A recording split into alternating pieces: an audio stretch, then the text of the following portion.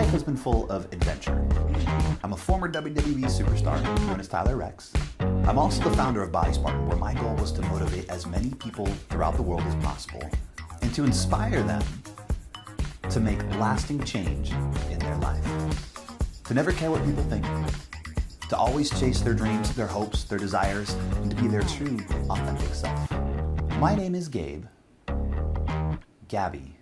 Tuft, and I'm transitioning from male to female. When I got into bodybuilding in my 20s, it was the easiest way to go as far away from the feminine side as possible. Yeah, right there, right there, come on, right there, come on, squeeze, squeeze, come on.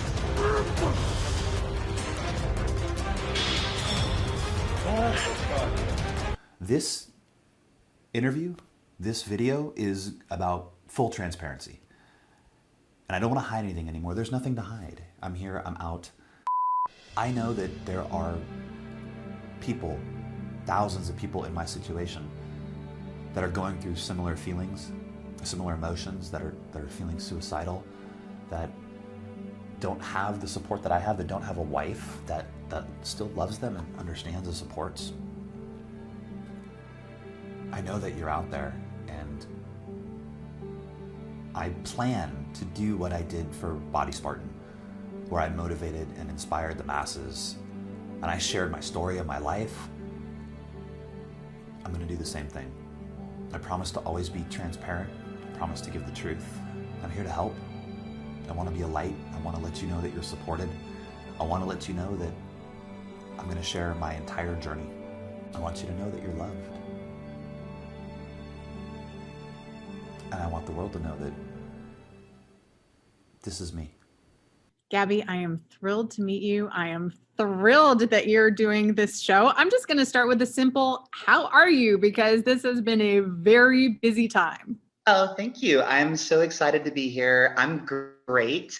Every day living as my authentic self is a dream. I'm always on cloud nine. So thank you so much for having me. And yeah, it's a great day. How has the reaction been? I know what this world is like. We all know what this world is like. There are a lot of haters. There is a lot of ignorance. How are you finding things for yourself right now? Amazing. I was I was blown away by the overwhelming amount of support. We're talking 95, 98% positive throughout the world, throughout all my social media. I very rarely get a negative comment, and we get hundreds and thousands of people just so supportive, which really says a lot about where the world is heading. We've come such a long way in such a short time. So to see that is just, it ignites my heart and my soul. Everybody's transition is different. Everybody approaches it differently. A lot of trans people are not comfortable talking about their individual journey, and they're not comfortable talking about their assigned gender at birth. Right. You are. That is different. Yes. Well, I embraced who I was when I was male. I had to put the puzzle pieces together to kind of figure everything out a couple years ago. But I think that if I were to erase my past, it wouldn't be doing quote unquote Gabe justice. I accomplished a lot. I was proud of who I was. I was a giant bodybuilder. We changed a lot of lives through Body Spartan, my fitness company. We saved a lot of lives, people that were suicidal.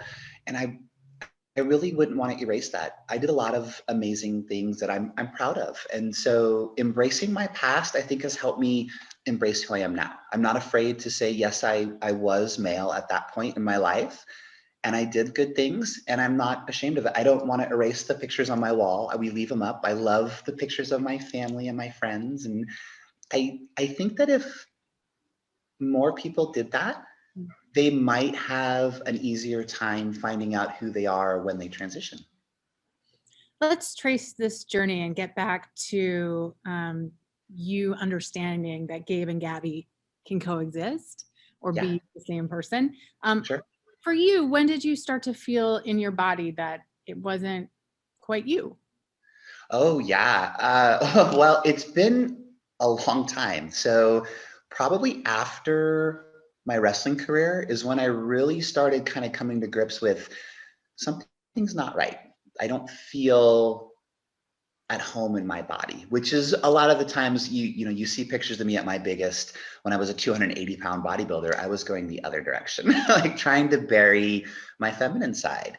And so I fought that and wrestled with it for many, many years. But about 3 years ago is really when I started kind of recognizing that I wanted to be more female and wanted to present more female. And then it was when COVID hit last year, that I really started presenting female in the evenings and finding that, okay, this feels right. And when I take the hair and the makeup off, that felt like the show. Presenting male was like, oh, this is the stage. And when I am presenting female, this is who I really am. I mean, it's been pointed out a number of times that you entered into a world that is hyper masculinized. I mean, is there something in you that felt like you did in order to push Gabbi down, or maybe what the beginnings of Gabbi were, that you needed to enter that? Into bodybuilding or into wrestling, or both? Both. Not in the beginning. Well, actually, like I said, I embraced who I was as a male, and I had this vision in my head that this is the ideal male.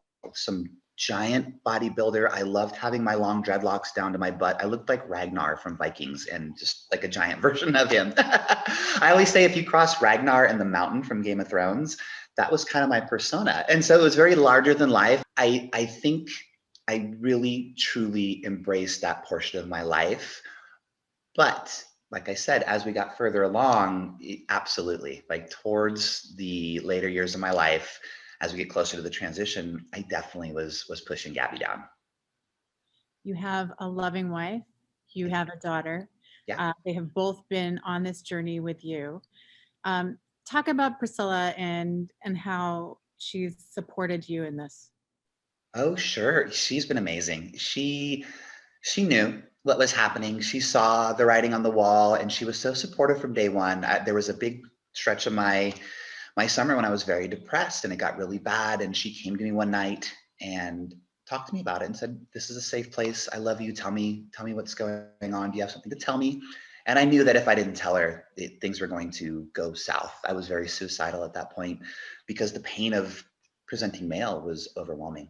I would rather die than present another day as a male. And I told her that, and she said, "I know, I love you. Things will change, but we will figure it out." And she's been a rock. I'm sorry if I cry. No, please feel what you feel. She's been a rock for me, a huge support.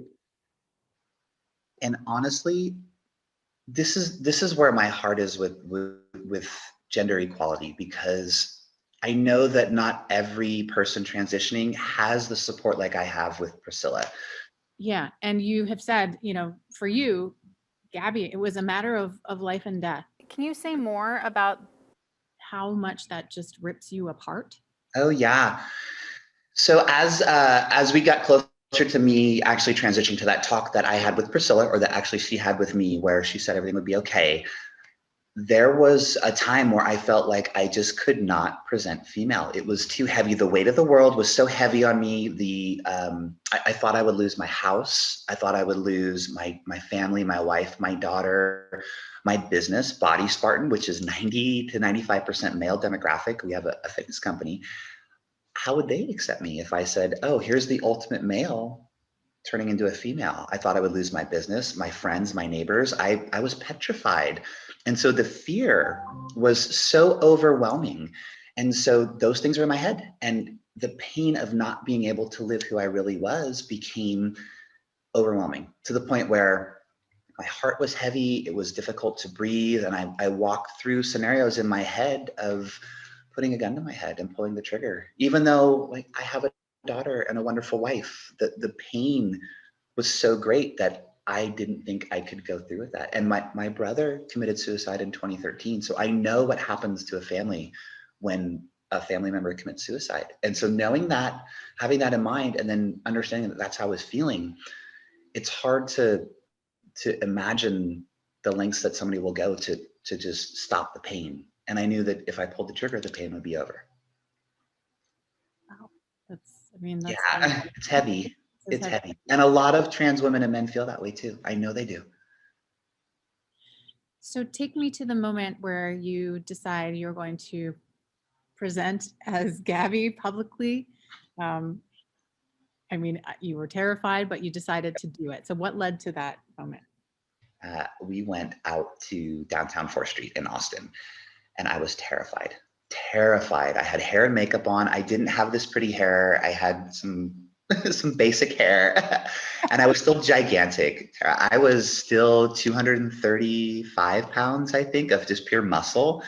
And so here I am wearing jeans and a little tiny top, and I didn't have my breast forms in, and I had this like basic hair and whatever makeup I thought I looked good in. But I remember we pulled up in the parking lot and I was trembling. I was so afraid of how people would respond. My hair was down in my face when we got out. My mask was on. I was hiding myself. Every time I'd walk around the corner, I'd see somebody. And the amazing part is, when we got to where we were going, it was an LGBT friendly bar, and the people there welcomed me with open arms. Priscilla told them it was my first time out, and she told them that I was her wife, and this was the first time presenting female. Let's talk about your daughter. Yeah, Yeah, how did she's these amazing. conversations go? I mean, I know she's there for you.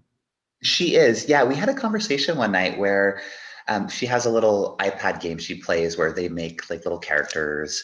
And one of the options is what's called a gender bend. So you could take a male and flip it to a female and vice versa. And I told her one night, I said, hey, I know you've noticed that Daddy's painting his nails and my toes are painted. And she goes, yeah, I've noticed that. And I said, look, Daddy's kind of going through a little gender bend. And she looks at me, she goes, oh, okay. And I told her, I'm not going to go out in public. I'm not going to do it with your friends around. I'll probably do it at night where nobody will notice. She says, well, Daddy, why not? And I said, because I'm afraid people will make fun of me. And she leans over, gives me the biggest hug, this squeeze. You can feel the love. And she goes, Daddy, I will never make fun of you. Right? So she has been, it's crazy. Like, you wouldn't think a 9-year-old would be like a support, but every time she sees me and she says, Daddy, you look so pretty, or I love your hair, or your nails look great. You want to talk about a confidence booster that just says, oh my gosh, my whole family loves me for who I am, not what I am. And that is amazing. And the public too. That has been, I know, a great surprise to you, that you received so much support. So talk about that. What forms is it coming in? Oh my gosh, massive forms. So we had our initial interview on Extra, and once that broke, the public just poured out their love, and they sent it in comments on social media, direct messages. Every one of my neighbors, once they saw the interview, they knocked on my door, they sent flowers. I mean, you've been so public about this. Extra, I mean, that is quite a way to announce Gabbi to the world. And committed to being 100% transparent through this whole process. Did you have second thoughts about sharing like this? Strangely, no. I will say, in the beginning, I had no intent on going public. I wanted to fly under the radar. I got my real estate license. I was going to let Body Spartan do its thing and hand it off to some people that I trusted.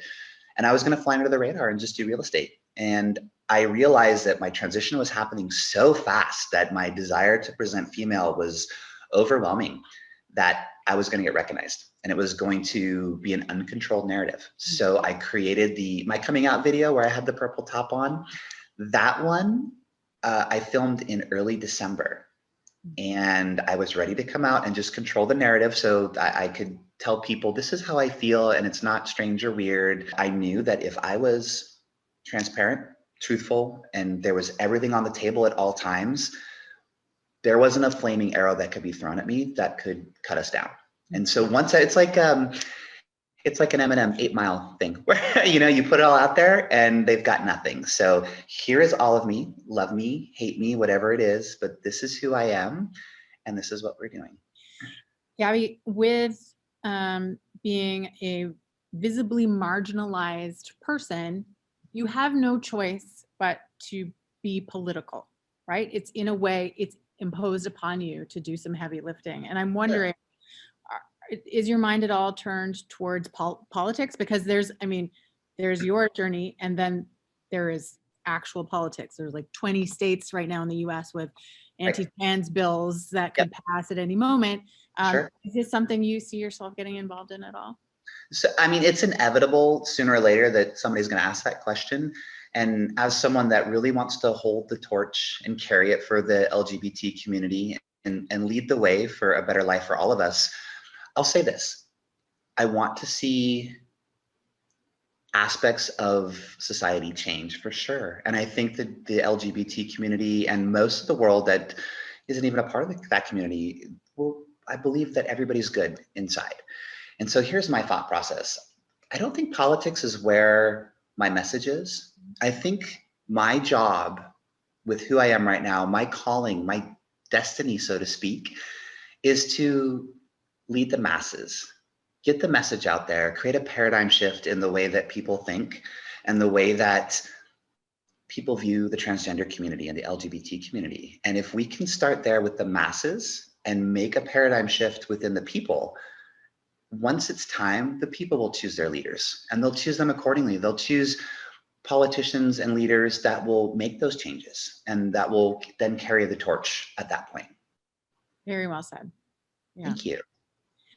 I'm wondering if for people who are out there watching and they're having their own inner transformation and they're struggling, what do you say to them? There's hope. Yeah. It's hard. It really is. The moment that you can look yourself in the mirror, and this is something I went through personally, and I did. I looked myself in the mirror one day when I felt the farthest away from feminine. There was an incident where I was misgendered in public, and I was never upset at that. I can totally understand it, but I know that happens. And I'm using this as an example. I went home, and I was feeling very masculine at that time. I looked in the mirror, and I looked myself in the eyes, and I put my hand over my heart, and I just said out loud, "I love me." And I waited, and I let that sink in, and I said it again. I said, "I love me." And then a third time, "I love me." And then my brain heard it and it clicked. And so my message to everyone out there that is feeling trapped, that is feeling like there isn't hope, the moment that you start loving yourself for who you are and not what you look like in that mirror, for who you are inside, that is the moment that your soul and your heart will ignite and you won't be afraid anymore. You're a beautiful soul and you are helping so many people. And so Thank you. Thank you. Thank you for being part of this show. Absolutely. Pleasure is mine. Thank you, Tara.